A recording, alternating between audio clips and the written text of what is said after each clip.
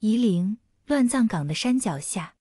天际暗沉，漫天都是厚重的灰黄色的浊云，沉沉地压下来，无端的就让人心情阴郁。而夷陵城里的百姓也似嗅到了那不同寻常的味道般，都早早闭门歇殿，城外更是不见一个人影，只有粗黑的树木在风中挥舞着光秃秃的枝干，像是一条条肆虐的鞭子般，亦像是无数的鬼影在飘摇嘶吼。突然，有一道剑芒划破乌云，急坠而落，眼见就要砸进泥土里时，见身上那个血迹脏污遍布满身的男子，一把将另一个形容更是狼狈的人紧紧地抱在怀里，后背着地，就地滚出了老远，直到那个勉强算是白衣的身影撞到了石头上，才止住了身形。男子不禁发出一声闷哼，却完全顾不上后背的伤痛，立刻起身去查看怀里被他护得严严实实的另一个男子，魏婴。魏婴，你可还好？只是他口中的魏婴，双眸失神涣散，始终垂着脑袋，对他的呼唤充耳不闻，整个人对周遭的一切都没有任何反应，似失了魂般。若有仙门的人在此，定能认出那一身洁净的白衣染上了血污的俊美男子，正是择世明珠，享誉仙门的寒光君蓝忘机。自然也能认得出那如木偶般呆滞失魂的男子，赫然是刚刚还在不夜天的誓师大会上合并了阴虎符，大开杀戒的夷陵老祖魏无羡。蓝忘机小心地将魏无羡扶起来，他似眷恋又极为不舍地轻轻地将魏无羡拥在怀里。这个自从修炼鬼道以来就拒绝他的靠近的人，此时即便没有再恼怒的不耐烦地甩开自己，蓝忘机却也丝毫不敢再唐突了他，几乎是刚碰到魏无羡便松开了他。在他向魏无羡告白却被狠狠拒绝之后，蓝忘机的一颗心便四分五裂，唯剩的就是希望他安好。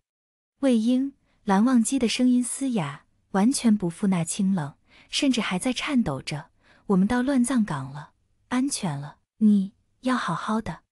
蓝忘机自知犯下大错，他并不觉得盛怒的叔父还有长老们会轻拿轻放，但要他将魏婴交出去，那断不可能。他看着脚步虚浮着一步步地走上乱葬岗的魏无羡的背影，眼眶酸涩不已，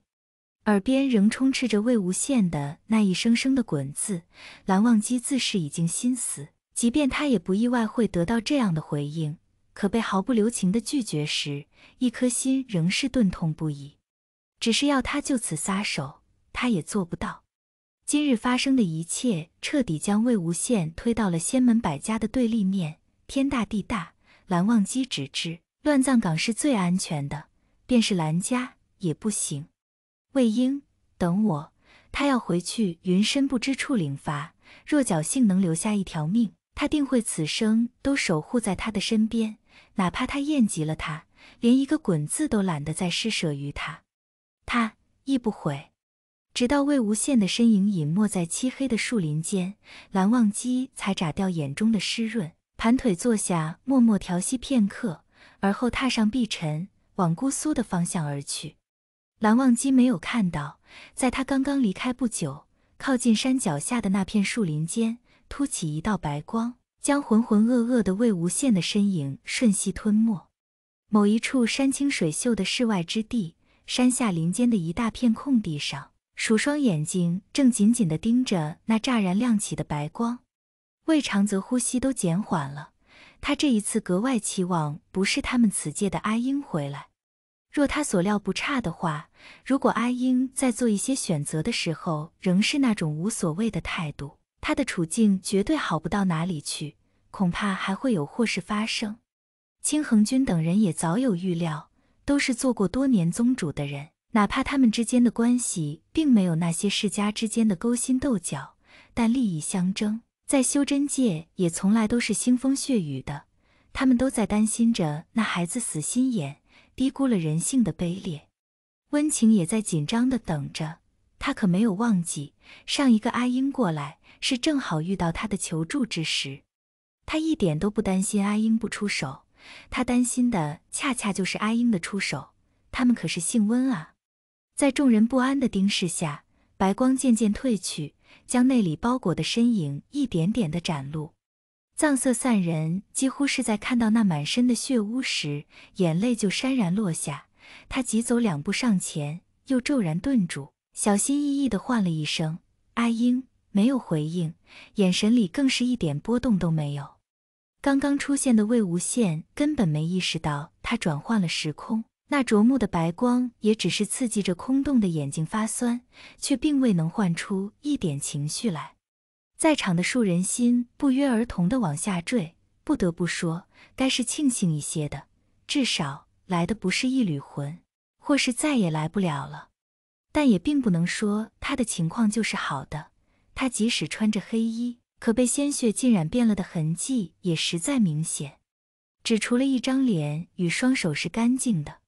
而更令众人揪心的是，他自出现便似木偶般僵硬地走着，没有方向，遇到挡在身前的人也不闪不避，就像是根本看不到一般。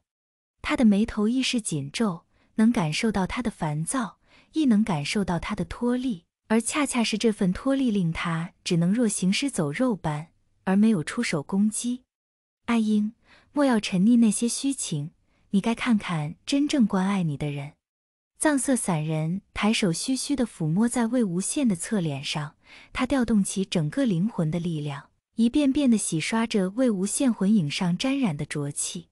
与此同时，他将魏无羡没有注意到的那些事情灌输给他看。他知道他已经被自己唤醒，他能看到魏无羡混沌的灵识顿时如拨云见日般，他正站在不夜天的屋脊之上，清晰地看到了蓝忘机眼底的情意。他想斩断陈情，想在他与百家之间寻一个讲和的机会，但紧接着他便看到了他眼底的痛悔。他看着蓝忘机在他的身后与如嗅到血肉的蚊蝇般围拢上来的仙门之人厮杀，看着他将陷入疯魔的自己带离了不夜天，亦清楚地听到了蓝忘机的告白，还有那一声声连他自己都震惊的滚。魏无羡的魂影不住颤抖，他的唇瓣张张合合着，似在着急地辩驳着。他心里的小古板，那个光风霁月从来都不染尘埃的人，不能被自己这样对待。魏无羡的魂影渐渐凝实，连充斥整个识海空间的埋气都在飞快消散，袒露出来的气息给始终关注着他的藏色散人的感觉就是儿子很着急激动，却又是开心雀跃的。藏色散人悠悠地叹了一口气，阿英果然还是给人家蓝二公子生的，明明都那么喜欢了，自己察觉不到自己的心意不说，却又错过了人家的告白，还给人家的感觉是一点也不留情面的拒绝了。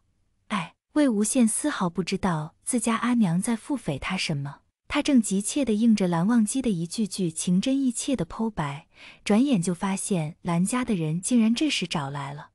他怎么什么都不知道啊？魏无羡就那么看着蓝忘机站在他面前，断然拒绝了蓝启人将他交出去的命令，打伤了那些对他很有好感的族老，带着他离开了那个山洞，将他送到了乱葬岗的山脚下。即便他自己摔得多狼狈多重，也没让自己身上再多一块青紫。魏无羡终于没忍住地哭着骂他：蓝湛，你就是个傻子，都被那样拒绝了，干嘛还管我啊？